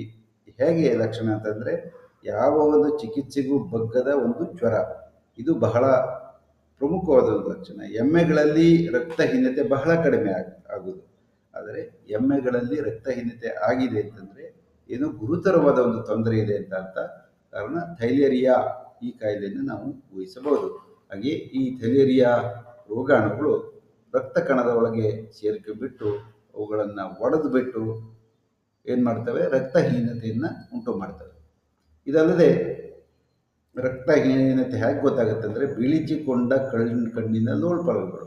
ಈ ಕಣ್ಣಿನ ಲೋಳ್ಪರವನ್ನು ನಾವು ಏನು ಮಾಡಬೇಕು, ಸ್ವಲ್ಪ ಕಣ್ಣನ್ನು ಈ ರೀತಿಯ ತೆಗೆದುಬಿಟ್ಟು ಅದನ್ನು ಕೆಳಗಡೆ ಗೊತ್ತಾಗುತ್ತೆ. ಸಾಮಾನ್ಯವಾಗಿ ಆರೋಗ್ಯಭರಿತ ಆಕಳು ಅಥವಾ ಎತ್ತು ಅಥವಾ ಎಮ್ಮೆ ಇದಿರಬೇಕು, ಕೆಂಪಿಗೆ ಇರಬೇಕು. ಆದರೆ ಇದರಲ್ಲಿ ಸಂಪೂರ್ಣವಾಗಿ ಬಿಳಿಚ್ಕೊಂಡಿರುತ್ತೆ. ಅಲ್ಲದೆ ಯೋನಿಯ ಈ ಲೋಳ್ಪದರ ಅದು ಸಹಿತ ಈ ರೀತಿ ಬಿಳಿಚ್ಕೊಂಡಿರುವುದ ಒಂದು ಲಕ್ಷಣವನ್ನು ನಾವು ಕಾಣ್ಬೋದು. ಮತ್ತು ಯಾವುದೇ ಕಾರಣಕ್ಕೆ ಹಸು ಒಳ್ಳೆಯ ಹಿಂಡಿಯನ್ನು ಕೊಡ್ತಾ ಇದ್ದರೆ ಸಹಿತ ಹಸು ಮೈಯನ್ನು ಧರಿಸಲ್ಲ. ಅದರ ಹಾಲು ಪ್ರಮಾಣ ಕಡಿಮೆ ಆಗುತ್ತೆ. ಮೂತ್ರ ಬಹುತೇಕ ಜಾಸ್ತಿ ಹಳದಿ ಬಣ್ಣ ಅದನ್ನು ಅದು ಹೊಂದ್ಬೋದು. ಇದಲ್ಲದೆ ಈ ಕಾಮಾಲೆಯ ಲಕ್ಷಣಗಳು ಸಹಿತ ಕಾಣಿಸಿಕೊಳ್ಳುವ ಒಂದು ಸಾಧ್ಯತೆ ತುಂಬ ಜಾಸ್ತಿ ಇದೆ. ಇದಲ್ಲದೆ ಈ ರಕ್ತಹೀನತೆ ನಾವು ಬಹಳ ಸುಲಭವಾಗಿ ಅದನ್ನು ಪತ್ತೆ ಮಾಡ್ಬೋದು. ಕಣ್ಣಿನ ಪದರವನ್ನು ನಾವು ಗಮನಿಸಿದಾಗ ಅಲ್ಲಿ ಬಹಳ ಬೆಳ್ಳಗೆ ಇರುತ್ತೆ. ಇದಾದಮೇಲೆ ದುಗ್ಧರಸ ಗ್ರಂಥಿಗಳು, ಇವು ಪ್ರೀ ಸ್ಕ್ಯಾಪ್ಯುಲಾರ್ ಅಥವಾ ಪ್ರೀ ಫೆಮೊರಲ್ ಲಿಂಫ್ ನೋಡ್ಸ್ ಅಂತ ಹೇಳ್ತೀವಿ.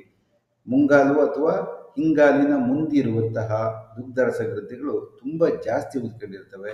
ಇದಲ್ಲದೆ ನಿರಂತರವಾಗಿ ಈ ಕಣ್ಣಲ್ಲಿ ನೀರು ಸೋರ್ತಾ ಇರೋದು, ಇದು ಸಹಿತ ಥೈಲೇರಿಯಾ ಕಾಯಿಲೆಯ ಒಂದು ಮಹತ್ತರ ಲಕ್ಷಣ. ಥೈಲೇರಿಯಾ ಕಾಯಿಲೆಯ ಅತ್ಯಂತ ಮಹತ್ವದ ಲಕ್ಷಣ ತುಂಬ ಜ್ವರ. ಮತ್ತು ಕೆಲವೊಮ್ಮೆ ಬಿಟ್ಟು ಬರ್ಬೋದು, ಸತತವಾಗಿ ಬರ್ಬೋದು. ಯಾವುದೇ ಒಂದು ಔಷಧಿಗೆ ಬಗ್ಗದ ಜ್ವರ ಇರಬಹುದು.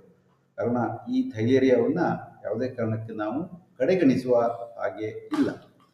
ಈ ರಕ್ತ ಕಣಗಳ ಪ್ರಸರಣವನ್ನು ನಾವು ಮಾಡಿಬಿಟ್ಟು ಅವುಗಳಿಗೆ ಸರಿಯಾದ ಬಣ್ಣವನ್ನು ಹಾಕಿ ನೋಡಿದಾಗ ಮಾತ್ರ ನಮಗೆ ಈ ರೀತಿ ಥೈಲೇರಿಯಾ, ಈ ರಕ್ತ ಕಣದ ಒಳಗೆ ಇರುವಂತಹ ಥೈಲೇರಿಯಾ ಇದು ಕಂಡುಬರುತ್ತೆ. ಈ ರೀತಿ ಕಂಡುಬರುತ್ತೆ.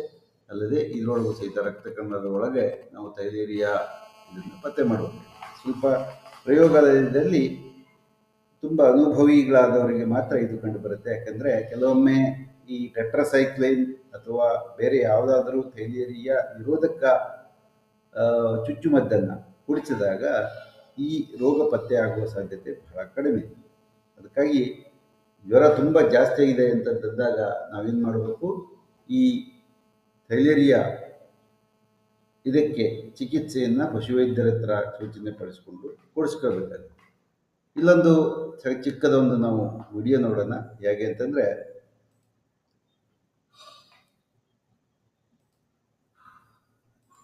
ಈ ಥೈಲೇರಿಯಾ ಎಂಬ ಈ ಮೈಕ್ರೋ ಆರ್ಗನಿಸಮ್ ಏನಿದೆ, ಇದು ಬಹಳ ಸುಲಭವಾಗಿ ಪಶುವಿನ ಮೇಲೆ ಈ ರೀತಿ ಹತ್ಕೊಂಡು ಹೋಗುತ್ತೆ. ನೋಡಿ, ಇಲ್ಲಿ ಈ ರೀತಿ ಹತ್ಕೊಂಡು ಹೋಗ್ತಾ ಇರುತ್ತೆ. ಇದಾದಮೇಲೆ ಇದು ಶರೀರದ ಯಾವುದೇ ಒಂದು ಭಾಗವನ್ನು ಇದು ಸೇರಿಕೊಳ್ಳಬಹುದು. ನಂತರ ಶರೀರಕ್ಕೆ ಕಚ್ಚಿದಾಗ ಏನಾಗುತ್ತೆ, ಇದು ಈ ಥೈಲೇರಿಯಾ ಅಣುಗಳನ್ನು ಬಿಡುತ್ತೆ. ಇವು ಇಡೀ ಶರೀರವನ್ನು ಸೇರ್ಕೊಳ್ತವೆ. ಯಾವುದು ಥೈಲೇರಿಯಾ ಅನಿಲಟ ಇರ್ಬೋದು, ಪಾರ್ವ ಇರ್ಬೋದು, ಓರಿಯೆಂಟಾಲಿಸ್ ಇರ್ಬೋದು, ಬಿಳಿಯ ರಕ್ತಕಣಗಳನ್ನು ಇವು ಸೇರ್ಕೊಳ್ತವೆ ಮತ್ತು ಲಿಂಫೋಸೈಟ್ಸನ್ನು ಇವು ಸೇರ್ಕೊಳ್ತವೆ. ಈ ಲಿಂಫೋಸೈಟ್ಸ್ ಇವು ಸೇರಿಕೊಂಡ ನಂತರ ಇವು ಸ್ಪೋರೋಸೈಟ್ಸ್, ಇವು ಸಿಜಾನ್ಸ್ ಆಗಿ ಪರಿವರ್ತನೆ ಆಗುತ್ತವೆ. ಇವಕ್ಕೆ ಕಾಚ್ ಬ್ಲೂ ಬಾಡಿ ಅಂತ ನಾವು ಕರಿಬಹುದು. ಇವು ಒಂದಿದ್ದದ್ದು 2 ಆಗೋದು, 2 4 ಆಗೋದು, ಈ ರೀತಿ ತುಂಬ ಜಾಸ್ತಿ ಪ್ರಮಾಣದಲ್ಲಿ ಇವು ಬೆಳವಣಿಗೆಯನ್ನು ಮತ್ತು ಅಭಿವೃದ್ಧಿಯನ್ನು ಹೊಂದ್ತವೆ. ಇದು ನೋಡುತ್ತಾ ಇರ್ಬೋದು, 1 2 2 2 4 4 ಸಹಸ್ರ ಆಗಿಬಿಟ್ಟು ಏನಾಗುತ್ತೆ, ಆ ಬಿಳಿಯ ರಕ್ತ ಕಣವನ್ನು ಒಡೆದುಕೊಂಡ್ಬಿಟ್ಟು ಎಲ್ಲ ಮೆರೋಸೈಟ್ಗಳು ಬಂದು ಸೇರ್ಕೊಳ್ತವೆ. ಇದಾದ ನಂತರ ಇವೇನು ಮಾಡ್ತವೆ ಅಂತಂದರೆ, ಕೆಂಪು ರಕ್ತ ಕಣಗಳನ್ನು ಇವು ಸೇರ್ಕೊಳ್ತವೆ. ಕೆಂಪು ರಕ್ತ ಕಣಗಳನ್ನು ಸೇರಿಕೊಂಡಾಗ ಇವಿಗೆ ಪೈರೋಪ್ಲಾಸಮ್ಸ್ ಅಂತ ಕರೀತಾರೆ. ಮತ್ತು ಈ ಪೈರೋಪ್ಲಾಸಮ್ಗಳನ್ನು ಪುನಃ ಉಣ್ಣೆ ಅದು ಸೇರಿಕೊಳ್ಳುತ್ತೆ. ಉಣ್ಣೆಯ ಈ ಹೊಟ್ಟೆಯಲ್ಲಿ ಸೇರಿಕೊಂಡಂತಹ ಪೈರೋಪ್ಲಾಸಮ್ಗಳು ಏನಾಗ್ತವೆ ಅಂತಂದರೆ ಅಲ್ಲಿಯೇ ಬೆಳವಣಿಗೆಯನ್ನು ಹೊಂದ್ತವೆ ಮತ್ತು ರಕ್ತ ಕಣದಿಂದ ವಯಸ್ಕ ಏನಿದೆ ಇದು ಬಿಡುಗಡೆ ಆಗ್ಬೋದು. ಮತ್ತು ಇವೆರಡೂ ಸೇರಿ ಸಂಯುಕ್ತಗೊಂಡುಬಿಟ್ಟು ಏನಾಗುತ್ತೆ, ಸಾಮಾನ್ಯವಾಗಿ ಪುನಃ ಆ ಅಣು ಏನಿದೆ ಅದು ಉತ್ಪನ್ನ ಆಗುತ್ತೆ.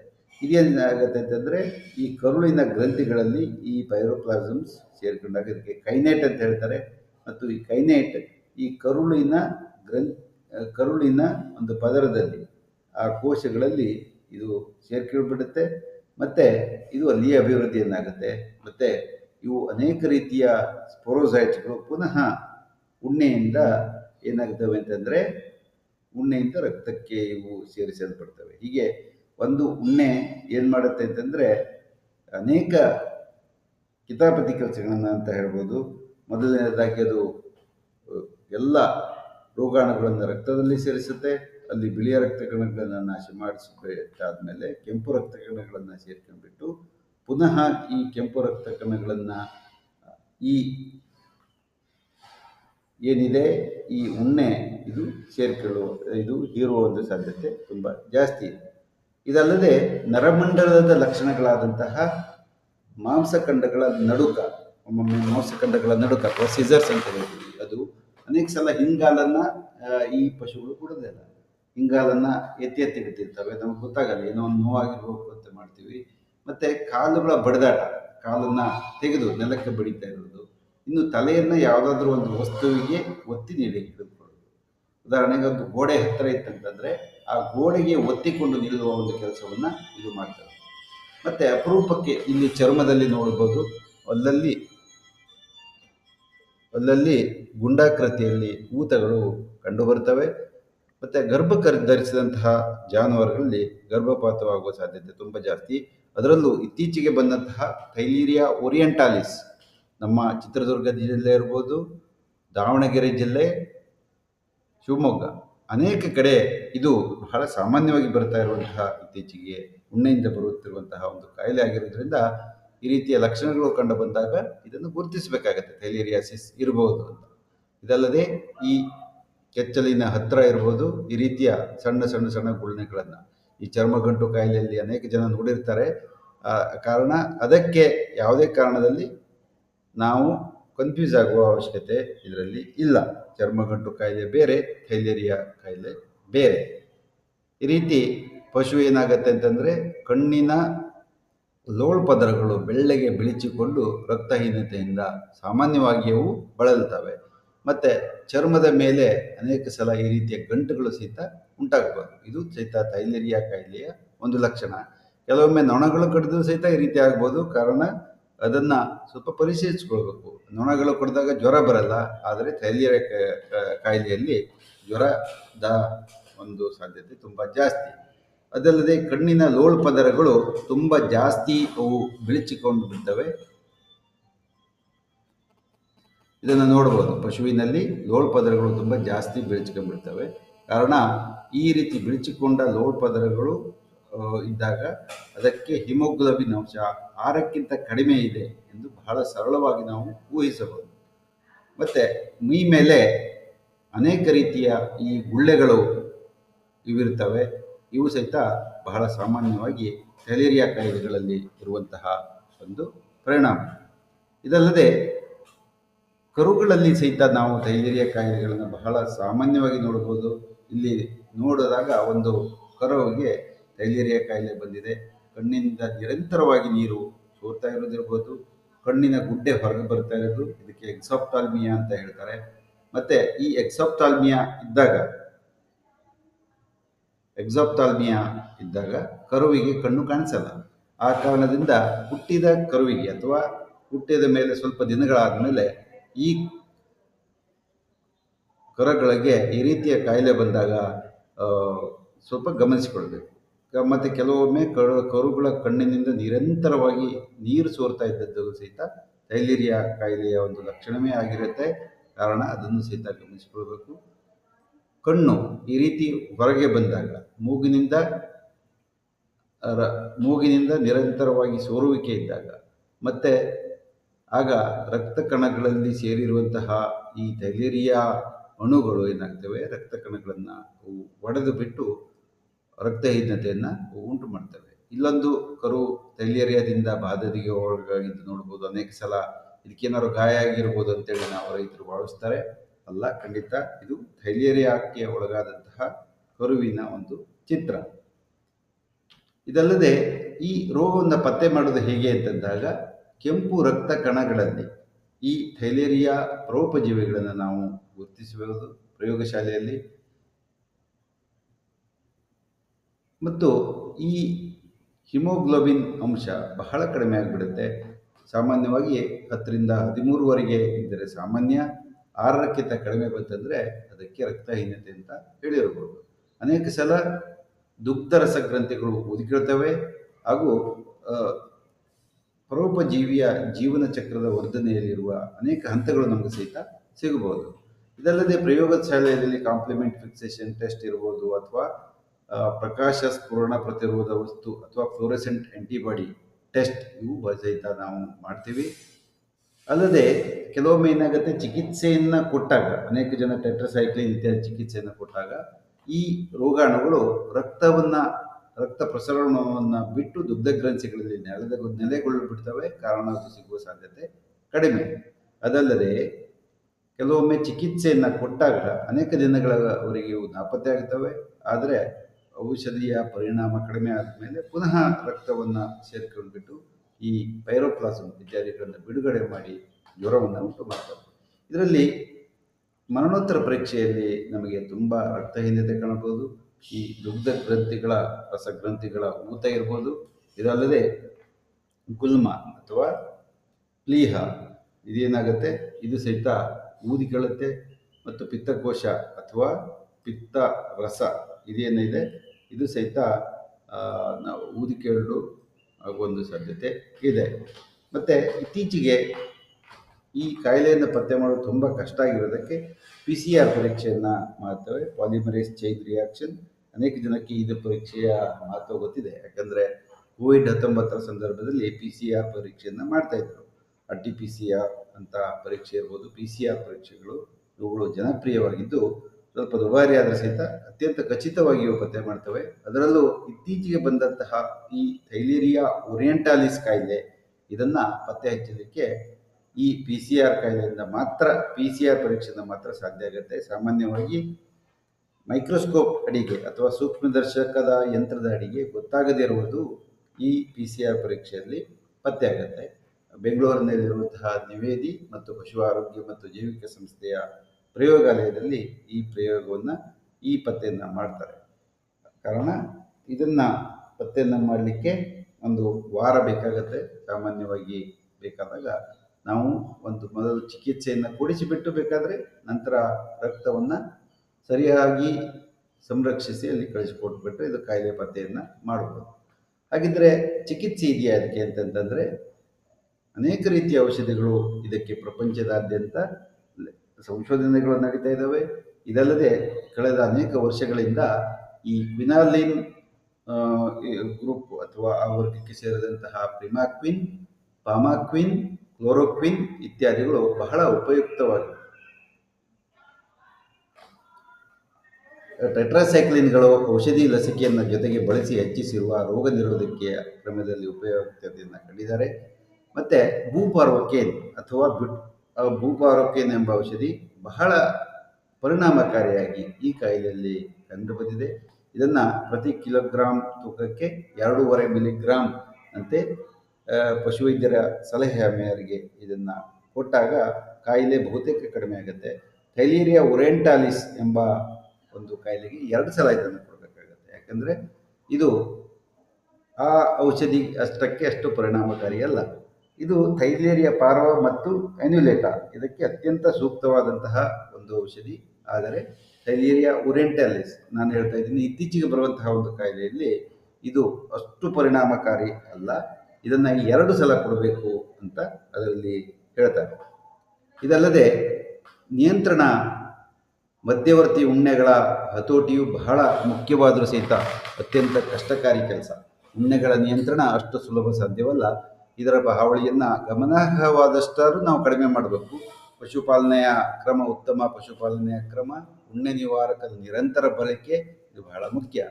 ಮತ್ತು ರೋಗ ನಿರೋಧಕತೆಯನ್ನು ಜಾಸ್ತಿ ಮಾಡಲಿಕ್ಕೆ ಅನೇಕ ಔಷಧಿಗಳು ಬಂದಿದ್ದಾವೆ. ಲೆವೊಮೆಸಲ್ ಎಂಬ ಒಂದು ಔಷಧಿ ಇದೆ. ಇದನ್ನು ಆಗಾಗ ಕೊಡಿಸ್ತಾ ಇರೋದರಿಂದ ಮತ್ತು ಉತ್ತಮವಾದಂತಹ ಪ್ರೋಟೀನ್ಯುಕ್ತ ಆಹಾರವನ್ನು ಕೊಡಬೇಕು, ಅದು ಬಹಳ ಮುಖ್ಯ. ಇನ್ನು ಅನೇಕ ಲಸಿಕೆಗಳು ಸಹಿತ ಇದನ್ನು ತಡೆಯಲಿಕ್ಕೆ ಬಂದಿದ್ದಾವೆ. ಈಗ ಅದು ಪ್ರಯೋಗ ಹಂತದಲ್ಲಿದ್ದು ಸಹಿತ ಕೆಲವೊಮ್ಮೆ ಈಗ ಕೊಡ್ತಾ ಇದೆ.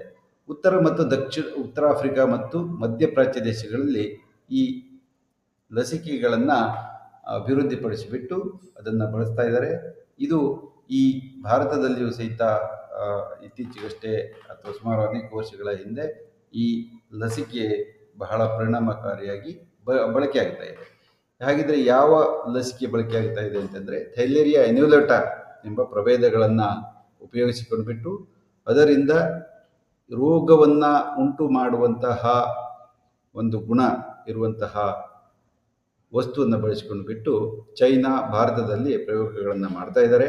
ಅದರಲ್ಲೂ NDDB ಅಥವಾ ರಾಷ್ಟ್ರೀಯ ಹೈನುಗಾರಿಕೆ ಅಭಿವೃದ್ಧಿ ಮಂಡಳಿಯವರು ತಯಾರಿಸಿರುವಂತಹ ಊತಕ ಸಾಕಣೆಯಿಂದ ಪಡೆದಂತಹ ಥೈಲೇರಿಯಾ ಅನ್ಯುಲೇಟಾ ಸಾರುವ ಹೊಂದಿದ ಲಸಿಕೆಗಳನ್ನು ಅದು ಲಭ್ಯ ಇದೆ. ಅದನ್ನು ಕರುಗಳಿಗೆ 4 ತಿಂಗಳ ವಯಸ್ಸಿನಲ್ಲಿ ಕೊಡಬೇಕು ಮತ್ತು ಹಸುಗಳಿಗೆ 7ನೇ ತಿಂಗಳ ಗರ್ಭಾವಧಿಯವರೆಗೆ ಕೊಡಬಹುದೆಂದು ಸಲಹೆ ಮಾಡ್ತಾರೆ. ಸಾಮಾನ್ಯವಾಗಿ ಇದು 11ರಿಂದ 21 ದಿನಗಳವರೆಗೆ ಕೊಟ್ಟಾಗ ತಾಪಮಾನ ಜಾಸ್ತಿ ಆಗುತ್ತೆ, ಶರೀರದ ತಾಪಮಾನ ಜಾಸ್ತಿ ಆಗುತ್ತೆ ಮತ್ತು ಹಲವು ರಾಸಗಳಲ್ಲಿ ಈ ದುಗ್ಧ ರಸ ಗ್ರಂಥಿಗಳೇನಿದ್ದಾವೆ ಅವು ಸಹಿತ ಸ್ವಲ್ಪ ಊದಿಕೊಳ್ಳಬಹುದು. ಮತ್ತು ಪ್ರತಿ ವರ್ಷ ಒಮ್ಮೆ ಲಸಿಕಾ ಪ್ರಯೋಗ ಮಾಡಬೇಕೆಂದು ಸಲಹೆಯನ್ನು ಮಾಡಿದ್ದಾರೆ. ಪ್ರತಿ ವರ್ಷ ಒಮ್ಮೆ ಇದನ್ನು ಕೊಡಬೇಕು ಅಂತ ಸಲಹೆಯನ್ನು ಮಾಡಿದ್ದಾರೆ. ಅದೇ ರೀತಿ ಕೊಟ್ಟಾಗ ಏನಾಗುತ್ತೆ ಅಂತಂದರೆ ಈ ಕಾಯಿಲೆ ಬಹಳ ನಿಯಂತ್ರಣದಲ್ಲಿ ಇರುತ್ತೆ. ಯಾಕಂದರೆ ಉಣ್ಣೆ ನಾಶ ಬಹಳ ಕಷ್ಟದ ಕೆಲಸ. ಕಾರಣ ಇದನ್ನು ನಾವು ಮಾಡಬೇಕಾದ್ದು ಬಹಳ ಅವಶ್ಯಕತೆ ಇದೆ. ಜ್ವರ ಬಂದಾಗ ನಿರ್ಲಕ್ಷ್ಯ ಮಾಡಬಾರ್ದು. ರೈತರು ಅನೇಕ ಕಾರಣಗಳಿಂದ ಜ್ವರ ಬರುತ್ತೆ ಪ್ರಾಣಿಗಳಲ್ಲಿ. ಆಗ ಅದು ಥೈಲೇರಿಯಾ ಇರ್ಬೋದಾ ಅಂತ ಪರಿಶೀಲನೆ ಮಾಡಿಕೊಳ್ಳ್ರಿ. ರಕ್ತಹೀನತೆ ಇದ್ದಾಗ ಅದಕ್ಕೆ ಕಬ್ಬಿಣದ ಅಂಶದ ಔಷಧಿಗಳನ್ನು ಕೊಡಬೇಕು. ಮತ್ತು ಅದಕ್ಕೆ ಅನೇಕ ರೀತಿಯ ಔಷಧಿಗಳು ಮಾರುಕಟ್ಟೆಯಲ್ಲಿ ಲಭ್ಯ ಇದ್ದಾವೆ. ಆದರೆ ಚಿಕಿತ್ಸೆಯನ್ನು ಮಾಡಿಸಬೇಕಾದಾಗ ಸ್ವಲ್ಪ ದುಬಾರಿ ಆಗತ್ತೆ ಅಂತೇಳಿ ಚಿಕಿತ್ಸೆಯನ್ನು ಮಾಡದೇ ಬಿಡಬೇಡಿ. ಅತ್ಯಂತ ಮಾರಕವಾದಂಥ ಒಂದು ಕಾಯಿಲೆ. ಅನೇಕ ಸಲ ರಕ್ತದ ಹಿಮೋಗ್ಲೋಬಿನ್ ಅಂಶ 4 ಅಥವಾ 3ಕ್ಕೆ ಬಂದಾಗ ರಕ್ತ ವರ್ಗಾವಣೆಯನ್ನು ಸಹಿತ ಮಾಡಬೇಕಾಗತ್ತೆ. ಆಗ ರೈತರು ಪಶುವೈದ್ಯರಿಗೆ ಸಹಕಾರವನ್ನು ಕೊಡಬೇಕು. ಕಾರಣ ಈ ರೀತಿ ಸರಿಯಾದ ಚಿಕಿತ್ಸೆಯನ್ನು ಮಾಡಿದರೆ, ಸಕಾಲದಲ್ಲಿ ಮಾಡಿಸಿದರೆ ಖಂಡಿತ ಪಶುವನ್ನು ನಾವು ಉಳಿಸ್ಕೊಳ್ಬೋದು. ಆದರೆ ಗರ್ಭಧರಿಸಿದ ರಾಸುವಿಗೆ ಈ ಕಾಯಿಲೆ ಬಂದರೆ ಬಹಳ ಕಷ್ಟ. ಕಾರಣ ಉಣ್ಣೆಯನ್ನು ನಿಯಂತ್ರಣ ಮಾಡುವುದು ಅತ್ಯಂತ ಪ್ರಮುಖವಾದ ಒಂದು ನಿರ್ಧಾರ ಆಗುತ್ತೆ. ರೈತರು ಉಣ್ಣೆಯನ್ನು ನಿಯಂತ್ರಣ ಮಾಡಿಕೊಳ್ಳಬೇಕು. ಹೇಗೆ ಮಾಡಬೇಕು ಅಂತಂದರೆ, ಪ್ರತಿ 10ರಿಂದ 15 ದಿನಗಳಿಗೊಮ್ಮೆ ಅನೇಕ ರೀತಿಯ ಉಣ್ಣೆನಾಶಕ ಔಷಧಿಗಳು ಮಾರುಕಟ್ಟೆಯಲ್ಲಿ ಲಭ್ಯ ಇದ್ದಾವೆ. ಉದಾಹರಣೆಗೆ ಮೈಗೆ ಸಿಂಪಡಿಸುವಂತಹ ಔಷಧಿ ಇರ್ಬೋದು, ಅಮಿಟ್ರಾಸ್ ಅಂತ ಇರ್ಬೋದು, ಸಿಂಥೆಟಿಕ್ ಪೈರಿಥ್ರಾಯ್ಡ್ಸ್ ಇರ್ಬೋದು, ಸೈಪರ್ಮೆಥ್ರಿನ್, ಡೆಲ್ಟಾಮೆಥ್ರಿನ್ ಇತ್ಯಾದಿ ಅನೇಕ ಔಷಧಿಗಳು ಬಂದಿದ್ದಾವೆ. ಅವುಗಳನ್ನು ಒಂದು ಪ್ರಮಾಣದಲ್ಲಿ, ಸರಿಯಾಗಿ ಪ್ರಮಾಣದಲ್ಲಿ ಇದನ್ನು ಸಿಂಪಡಿಸಬೇಕು. ಇದಾದ ಮೇಲೆ ಕೇವಲ ಪಶುವಿನ ಮೇಲೆ ಸಿಂಪಡಿಸಿದರೆ ಮಾತ್ರ ಸಾಕಾಗೋದಿಲ್ಲ. ಕೊಟ್ಟಿಗೆಯ ಬಿರುಕುಗಳಲ್ಲಿ ಉಣ್ಣೆಗಳು ಸೇರುವ ಸಾಧ್ಯತೆ ಇರುವುದರಿಂದ ಅಲ್ಲಿಯೂ ಸಹ ಉಣ್ಣೆ ಔಷಧಿಗಳನ್ನು ನಿಗದಿತವಾಗಿ ಸಿಂಪಡಿಸಬೇಕು. ಕನಿಷ್ಠ 15ರಿಂದ 20 ದಿನಗಳಿಗೆ ಒಮ್ಮೆ ಅಥವಾ 1 ತಿಂಗಳಿಗೆ ಒಮ್ಮೆ ಉಣ್ಣೆನಾಶಕ ಔಷಧಿಗಳನ್ನು ಹಾಕಲೇಬೇಕು. ಇಲ್ಲದೆ ಹೋದರೆ ಈ ಥೈಲೇರಿಯಾ ಕಾಯಿಲೆ ಒಂದು ಬರುತ್ತೆ. ಅದಾದಮೇಲೆ ರಕ್ತಹೀನತೆ ಉಂಟಾಗುತ್ತೆ. ಅದಾದಮೇಲೆ ಬೆಬೇಶಿಯಾ, ಅನಾಪ್ಲಾಸ್ಮಾ ಇತ್ಯಾದಿ ಅನೇಕ ರೀತಿಯ ಕಾಯಿಲೆಗಳಿರ್ಬೋದು, ಅಥವಾ ಉಣ್ಣೆ ಪಾರ್ಶ್ವವಾಯು ಕಾಯಿಲೆ, ಇದೆಲ್ಲದೂ ಬರುವ ಒಂದು ಸಾಧ್ಯತೆ ತುಂಬ ಜಾಸ್ತಿ ಇರೋದ್ರಿಂದ ಉಣ್ಣೆ ನಾಶವನ್ನು ಜಾಸ್ತಿಯಾಗಿ ಮಾಡಿಕೊಂಡು ಬಿಟ್ಟು ಪಶುಗಳನ್ನು ಥೈಲೇರಿಯಾ ಕಾಯಿಲೆಯಿಂದ ಮತ್ತು ಈ ಉಣ್ಣೆ ಜ್ವರದಿಂದ ರಕ್ಷಿಸಿಕೊಳ್ಬೇಕಾಗತ್ತೆ. ಕಾರಣ ಈ ಎಲ್ಲ ಮಹತ್ವದ ಅಂಶಗಳನ್ನು ಗಮನಿಸಿಕೊಂಡು ಬಿಟ್ಟು ಈ ಥೈಲೇರಿಯಾ ಕಾಯಿಲೆ ಇತ್ತೀಚೆಗೆ ಬಹಳ ಜಾಸ್ತಿ ಬರ್ತಾ ಇರೋದ್ರಿಂದ ಏನು ಮಾಡಬೇಕು, ಇದ್ಮೇಲೆ ಬಹಳ ಹುಷಾರಾಗಿರಬೇಕು. ಈಗಾಗಲೇ ಸೆಪ್ಟೆಂಬರ್ ತಿಂಗಳು, ಇದಾದ ಮೇಲೆ ಅಕ್ಟೋಬರ್, ನವೆಂಬರ್ ಇತ್ಯಾದಿಗಳಲ್ಲಿ ಈ ಉಣ್ಣೆಗಳ ಸಂಖ್ಯೆ ಸಹಿತ ಜಾಸ್ತಿ ಆಗುತ್ತೆ. ಕಾಡಿಗೆ ಬಿಟ್ಟಂತಹ ಪ್ರಾಣಿಗಳು ತುಂಬ ಜಾಸ್ತಿ ಉಣ್ಣೆಗಳನ್ನು ಸೇರಿಸ್ಕೊಂಡು ಬರ್ತವೆ. ಅವುಗಳಿಗೆ ಕಾಡಿನಲ್ಲಿ ಬಿಟ್ಟಾಗ ಮನೆಯಲ್ಲಿ ರಭಸದಿಂದ ನೀರನ್ನು ಬಿಡುವುದರ ಮೂಲಕ ಸಹಿತ ಉಣ್ಣೆಯನ್ನು ನಾವು ಕಡಿಮೆ ಮಾಡಬಹುದು. ಕಾರಣ ರೈತ ಬಾಂಧವರು ಇದನ್ನೆಲ್ಲ ಗಮನಿಸಿಕೊಂಡು ಬಿಟ್ಟು ಈ ಥೈಲೇರಿಯಾ ಕಾಯಿಲೆಗಳಿಂದ ಅವರ ಪಶುಗಳನ್ನು ರಕ್ಷಿಸಿಕೊಳ್ಬೇಕು ಅಂತ ಹೇಳ್ತಾ, ಎಲ್ಲರಿಗೂ ಮತ್ತೊಮ್ಮೆ ವಂದನೆಗಳನ್ನು ಹೇಳ್ತಾ ಇವತ್ತಿನ ಈ ಥೈಲೇರಿಯಾ ಕುರಿತಾದ ಒಂದು ಮಾಹಿತಿಯನ್ನು ಮುಗಿಸೋಣ. ನಮಸ್ಕಾರ.